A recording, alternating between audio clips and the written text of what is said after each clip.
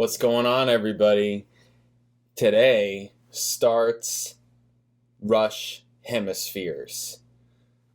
If you're new here, please subscribe, check out my videos. I got all kinds of videos, reaction videos, 9 a.m., 4 p.m. with my wife every day. I got bass play-alongs, live performances, advanced musician tips, all kinds of videos. Check it out. In the description below, I have Amazon affiliate links to all things Rush. I got Amazon affiliate links to all kinds of music gear and bass gear that I use. I've got our new mailing address. You can send us stuff there. If you send us anything, make sure your name and address are legible and we will send you something back. I've got all kinds of other information in the description. Definitely check it out. Alright, so we're on to Hemispheres. We already checked out A Farewell to Kings. We're moving. We're in this. It's happening. What do we know about Hemispheres? I always do this at the beginning of each record because I know nothing and I just pull up the Wikipedia on it, just basic Wikipedia information, right? So that at least I have something, some kind of context, all that kind of thing. It helps me. I don't just do these videos for you, I do them for me. Also, I'm checking out this music. Okay, Hemispheres, 6th studio album by Rush, released in October 78. After touring to support the band's previous release of Farewell to Kings, during which the group gained popularity in the UK, started work on their next album. Band's previous studio album, Hemispheres, was recorded at Rockfield Studios and Trident Studios in London. Okay, with Terry Brown, right? Terry Brown is their guy. Rush continues progressive rock sound with the side-long Cygnus X1 Book2 HEMISPHERES and the 9-minute instrumental La Villa Strangiato. Hemispheres received acclaim from music critics. It reached number 14 in Canada and the UK and number 41 in the United States. Album's 2 shorter tracks, Circumstances and The Trees, were released as singles in 78 and 79. In 1993, the album was certified platinum. Took that long. That's pretty crazy. For selling 1 million copies. Yeah, that is nuts. I've brought that up before. That like such a big band, it took. Yeah, anyways, that's a whole other thing. Rush supported Hemispheres with a concert tour from October 78 to June 79. The album was re-released, blah, blah, blah, blah, blah, blah, blah, blah, blah. Okay, background and recording. In May 78, Rush completed the band's 9-month tour. Tour helped break the band in the UK market following a series of well-received shows and Closer to the Heart, the lead single, reaching 36 on the UK singles chart. Following a short break, the band regrouped to start work on its next album. In a departure from the band's previous album, they entered the songwriting process without any preconceived ideas, which proved to be a struggle. Alex said, "The trouble started from basics. The band had enjoyed the experience of recording A Farewell to Kings in Wales at Rockfield and agreed to record there for Hemispheres. They initially chose the studio, having recorded 4 albums in Toronto, and wanted to change. Lee said the United States did not appeal to them." Bastard. Just kidding.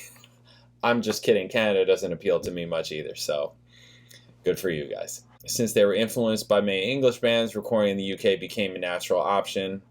Before entering the studio, the band spent 2 weeks in intensive rehearsal, which sparked worries from the band regarding the direction the album was to take. The conditions of the studio, located on a farm, lacked the standard facilities, including a sofa. Lee described it as really funky. In one incident, a latch that failed to shut the studio doors frustrated Lifeson, who, in a fit, took it off, installed a hydraulic door opener, and built a handle on it. Psycho. Rush recorded Hemispheres in June and July 78, with Terry Brown also credited as co-arranger and engineer Pat Moran. It marked the longest studio time booked for the band. In comparison, 2112 was recorded in 5 weeks. Farewell to Kings was completed in 4. After the music was put down, the group settled in at Vision Studios in London to record the vocals. The album was then mixed in August at Trident. In the 3-month period of putting the album together, Rush took just 1 day off. Costs of the album were calculated to be around $100,000, making it the band's most expensive album at the time. Peart recalled the band were exhausted by the time of completion and took a 6-week vacation to recover. while Lee explained that they greatly underestimated the level of overachievement that they were shooting for. That's funny. All right, reception. In a poll held by Rolling Stone titled Readers Poll, Your Favorite Prog Rock Albums of All Time, Hemispheres was ranked at number 8. Reviewing the album for the magazine, blah, blah, blah. Overall, especially in La Villa Strangiato, Lifeson, Peart, and Lee proved themselves masters of every power trio convention. In fact, these guys have the chops and drive to break out of the largely artificial bounds of the format, and they constantly threaten to do so, but never quite manage. Is that positive? Okay, while the storyline isn't as comprehensive as 2112 was, it's much more consistent musically, twisting and turning through 5 different sections, which contrast heavy rock sections against more sedate pieces. Okay, Pop Matters ranked Hemispheres the 12th best progressive rock album of all time. Okay, well, you know, critics, right? Everyone's a critic. I'm going to listen to it. We're going to check this out. Okay, without any further ado, let's just get into the first track. So this is The Long. This video is going to be long because, of course, I have to do my intro and my what do we know about this album, but also this track is 18 minutes long. So, okay, this is going to be a long video. You guys are Rush fans. You know what you're in for. Okay, this is Cygnus X1 Book 2 Hemispheres. Let's do this. Bam.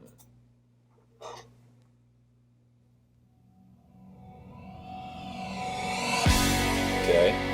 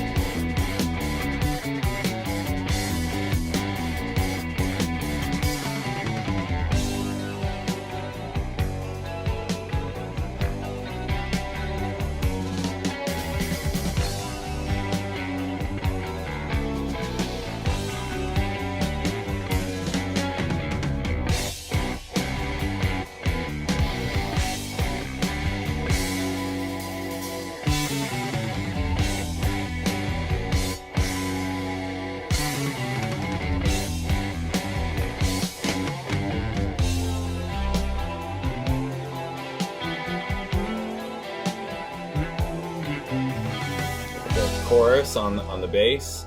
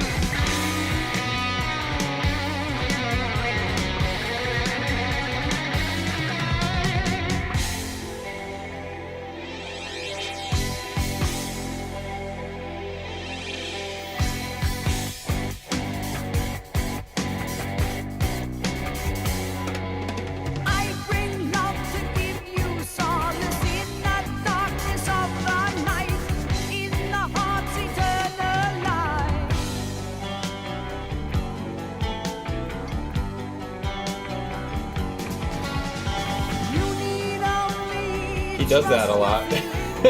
I've noticed that he does that.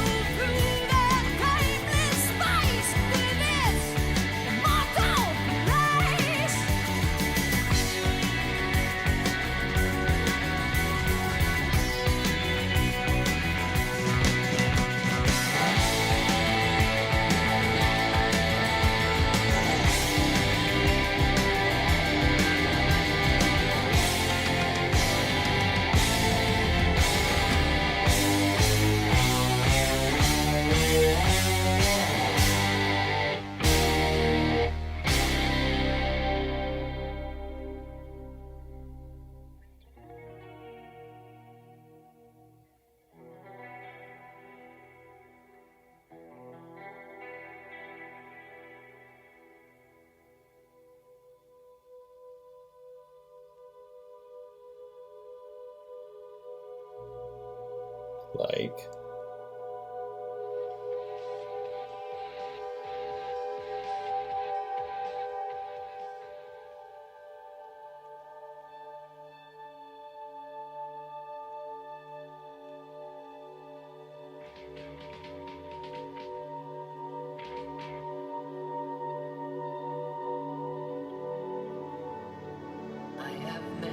and awareness that I have no shape or form.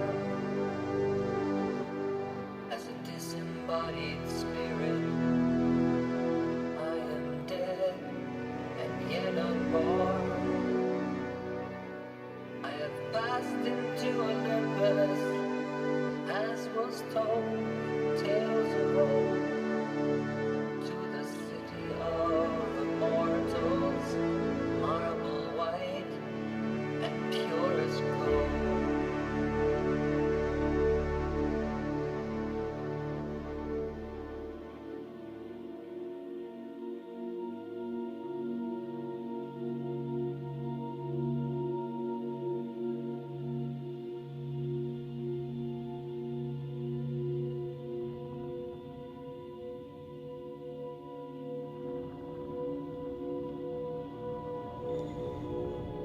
All these sounds and the notes and the harmony that they're creating is very cinematic.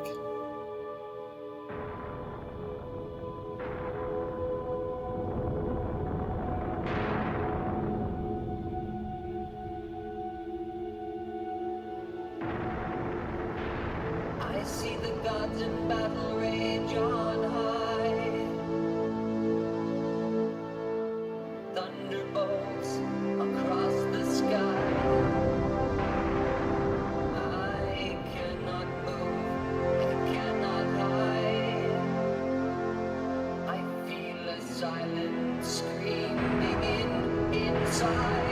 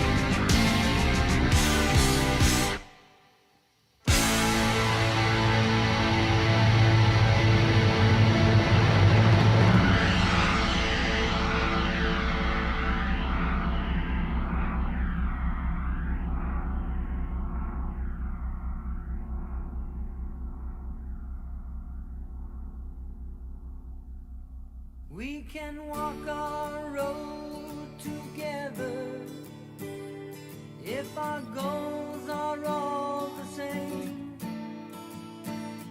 We can run alone and free if we pursue a different aim. Let the truth of love be lighted. Let the love of truth shine clear.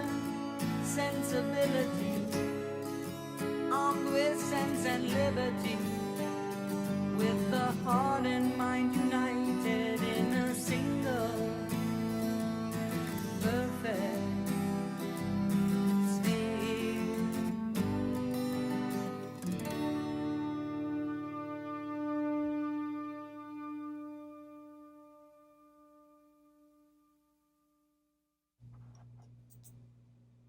Okay.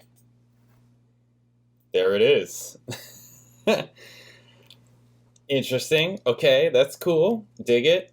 Dig it. Okay, something that I was thinking about within all of this is, you know, every once in a while on one of these videos, people will comment, someone will comment, Alex doesn't get enough credit. Alex is so underrated. Alex doesn't, like Alex. Why do you hate Alex? It's not, and not just me. Like they bring up that Eddie Van Halen said that, why is Alex Lifeson so underrated? All that kind of thing.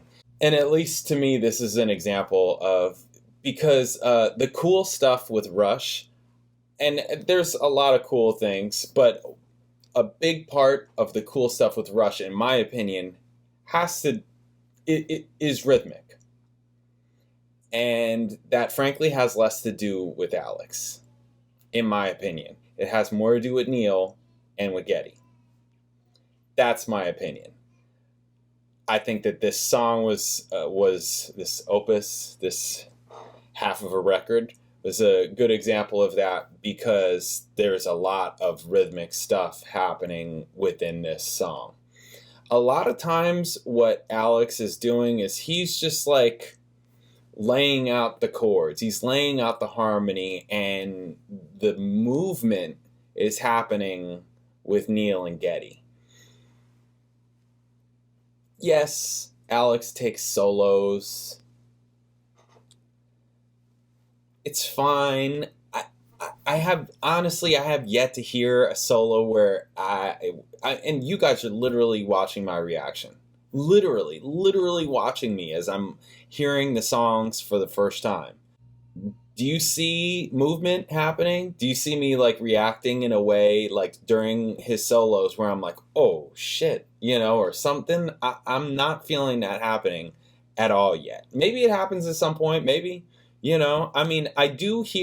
started hearing in the last album, A Farewell to Kings, like, okay, obviously the Led Zeppelin, Jimmy Page stuff is long gone. Long gone. He's sounding more like he's finding more himself, getting more his thing, But his function in this band is different than a lot of, like, classic rock guitar players, to me.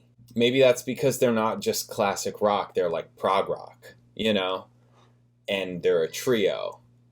So it's interesting. But to me, the stuff that's happening that's cool, at least to me, is rhythmic.